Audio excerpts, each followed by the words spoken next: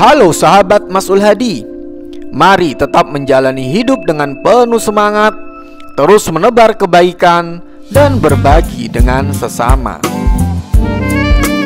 Ayah bunda, dalam mendidik anak, kadang kita tidak menyadari bahwa perkataan kita sangat menyakitkan bagi anak. Terkadang kita menganggap kata-kata kita biasa saja, sikap kita biasa saja. Ya dari dulu seperti ini. Tetapi justru perkataan dan sikap kita ternyata kadang sangat menyakitkan bagi anak. Dalam beberapa sesi konseling, saya menemukan banyak sekali anak yang dalam tanda kutip dianggap bermasalah. Dan faktanya hampir sebagian besar dari mereka sangat membenci orang tuanya, terutama ibunya.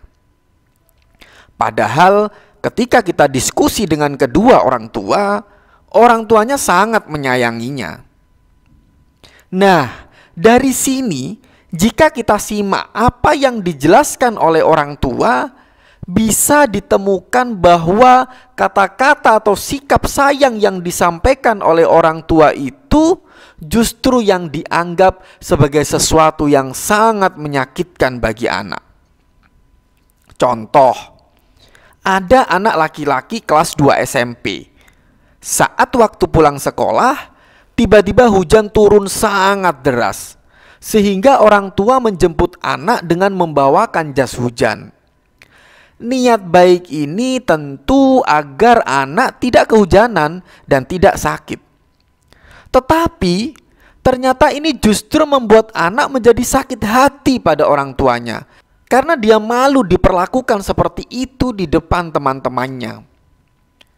Ketika anak marah, ketika kita menjemput mereka saat hujan yang membuat mereka malu, kita kadang tidak memperdulikan perasaan mereka, dan justru sering kita malah ikut marah karena niat baik kita tidak diterima oleh anak sesuai dengan harapan kita.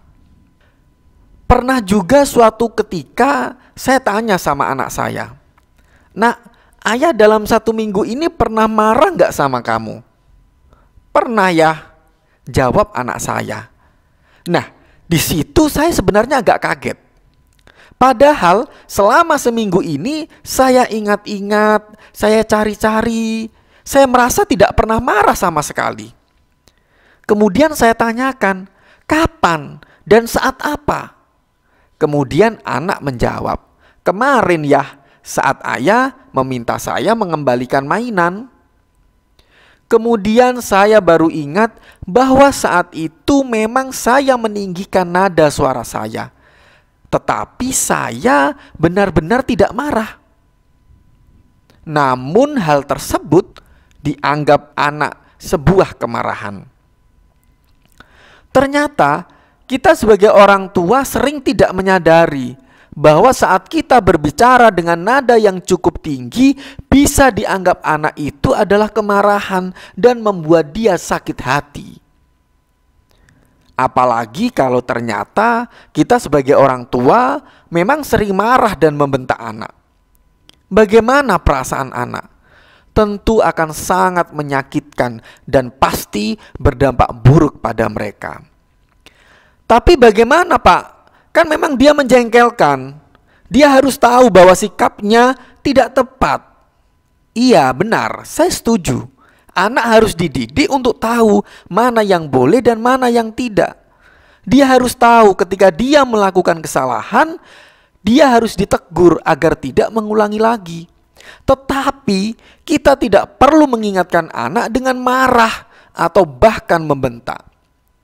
Sebagai orang tua kita memang harus tegas, karena itu sangat diperlukan untuk mendidik anak, tetapi tidak dengan marah-marah atau bahkan membentak anak dengan perkataan yang tidak perlu. Tegas berbeda dengan marah. Saat kita tegas, kita menyatakan sebuah sikap yang kokoh dan kita mempunyai alasan yang jelas dan logis untuk anak. Sedangkan marah umumnya berhubungan dengan kondisi emosional kita yang kita sendiri tidak mampu mengendalikan. Saat bersikap tegas, kita menyampaikan dengan jelas maksud kita dan akan mudah dipahami oleh anak. Tetapi saat marah, umumnya kita tidak memberikan alasan yang jelas kenapa kita marah dan cenderung memakai kata-kata yang mengandung bentakan dan membuat anak sakit hati. Ketika masa anak-anak membuat kesalahan atau bersikap salah, maka hal itu bisa saja dikatakan wajar. Apalagi ketika anak memang baru mengeksplorasi diri atau lingkungannya untuk pembelajaran hidupnya. Maka yang harus kita lakukan adalah memberikan pendidikan dan arahan untuk kebaikan dan perkembangan anak, bukan malah memarahi dan membentak anak ketika mereka berbuat salah.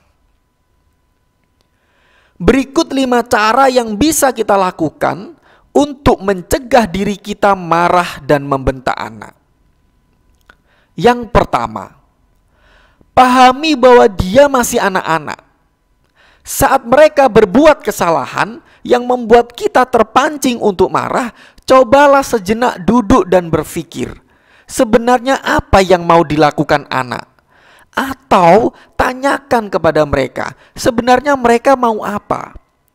Dengan begitu, kita akan tahu apa yang sebenarnya ingin dia lakukan. Ketika anak memecahkan gelas, bisa jadi anak tersebut ingin mengeksplorasi diri, bagaimana cara memegang gelas, mengambil air, menuangkan dalam gelas, dan lain sebagainya. Ketika kita lebih bisa memahami maksud sebenarnya dari anak, maka kita akan tahu bahwa sebenarnya maksud anak tidak seburuk yang kita pikirkan di awal. Ketika anak rewel, coba pahami kenapa dia rewel. Coba bayangkan kalau kita jadi anak. Sebenarnya apa yang terjadi dengan saya dan saya ingin apa? Dengan begitu kita akan lebih bisa berempati terhadap perasaan anak dan kemudian mengarahkan anak untuk berperilaku dengan tepat. Ketika anak kita rewel dan kita marah-marah, bukannya kita telah menjadi sama seperti anak. Kita sama-sama rewel. Anak-anak belum pernah dewasa seusia kita dan kita pernah seusia anak-anak. Maka jangan tuntut anak-anak memahami kita sebagai orang dewasa. Kitalah yang harus lebih bisa memahami anak-anak, karena kita pernah menjadi anak-anak meskipun tidak semasa dengan mereka, sedangkan mereka belum pernah menjadi dewasa seperti kita. Yang kedua, ayah dan bunda harus bekerja sama. Ketika ayah merasa ingin marah, maka ayah segera menghindar terlebih dahulu, atau bunda mengingatkan ayah untuk menghindar terlebih dahulu, sehingga ayah tidak sampai marah dan membentak anak.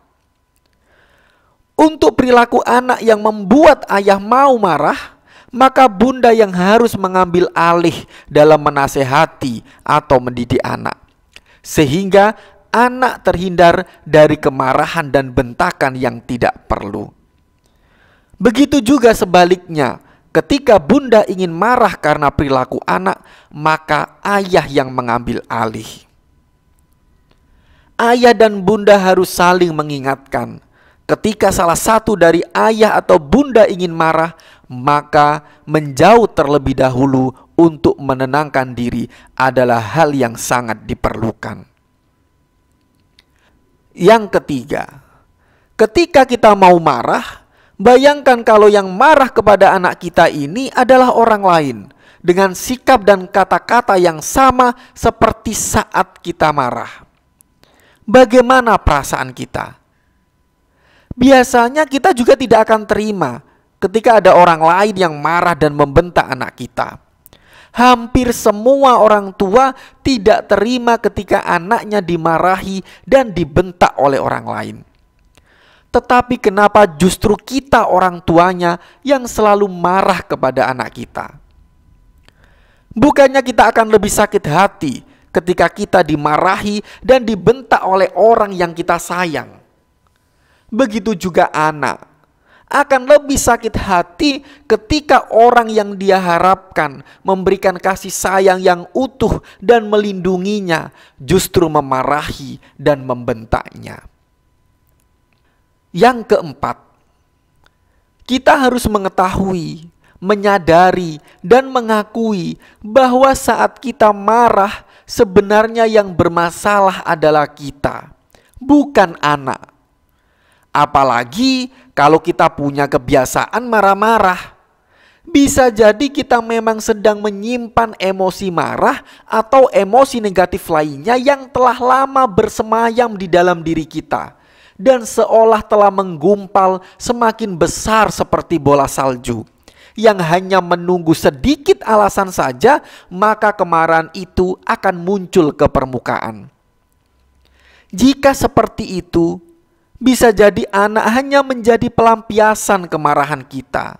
Jika ini kita alami, maka segera ketahui, sadari, dan akui bahwa diri kita memang menyimpan kemarahan dalam diri, dan segeralah berdamai dengan diri kita dan masa lalu kita. Yang kelima, saat kita terlanjur marah, maka segeralah meminta maaf kepada anak dan jelaskan kenapa kita terpaksa harus marah. Kita tidak usah gengsi dan tidak usah malu untuk meminta maaf kalau memang kita berbuat salah. Dengan meminta maaf, sebenarnya kita juga sedang mendidik anak untuk meminta maaf ketika mereka berbuat salah kepada siapapun. Dengan meminta maaf, memang kita tidak bisa menghapus masa lalu, tetapi kita bisa melepas emosi negatif yang melekat pada pengalaman di masa lalu tersebut. Meminta maaf dan memaafkan layak dan harus kita ajarkan kepada anak kita. Demikian ayah bunda dan sahabat, 5 cara yang bisa kita gunakan agar kita sebagai orang tua tidak mudah marah dan membentak anak. Semoga semua anak kita bertumbuh dengan optimal. Terima kasih.